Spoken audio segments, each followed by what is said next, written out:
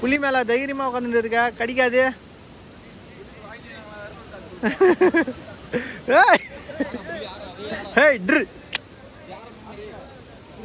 குடிக்கிறேன்னு சொன்னீங்க, குடிக்கலையா? குடிக்கல. 5:30 மணிக்கெல்லாம் பேக்கப் ஆகிடும். காலனி கீழே விடும். ஆஸ்னா, ஆமாம் ஆஸ்னா, 9 மணி நேரம் 10 மணி வரைக்குமா. நீர்வீழ்ச்சி, பீமன் வாட்டர் ஃபால்ஸ். வாடா அந்த பக்கம் ஒரு ரவுண்டு போயிட்டு வரலாம். வாடா அந்த பக்கம் போயிட்டு வரலாம். வந்துட்டோம். அங்கே ஃபோட்டோ பிடிக்கலாம்டா, அங்கே நல்லாயிருக்கும். நார்மலான ஃபோட்டோ பிடிக்கலாம்.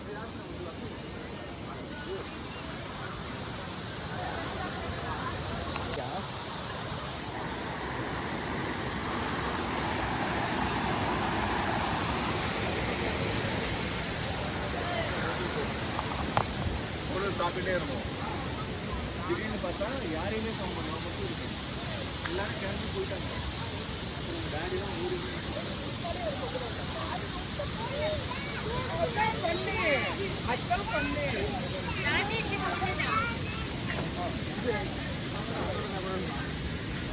மேலே என்ன இருக்குன்னு தெரியல.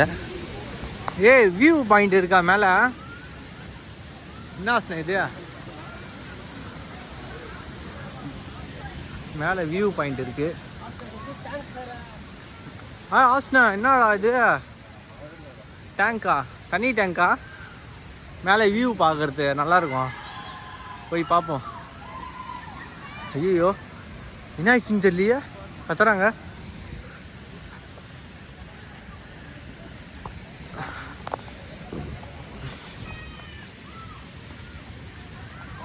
மேலே வியூ எப்படி இருக்குன்னு பார்ப்போம் கைஸ்.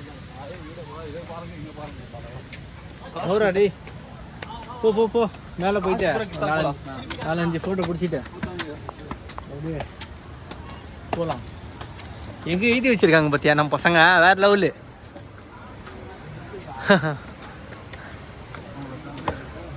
அலையே அலையே காத்துல மலையே. வந்தோம், வியூ பாயிண்ட் நல்லா இருக்கும்னு பார்த்தாக்கா ஒன்றுமே தெரியல.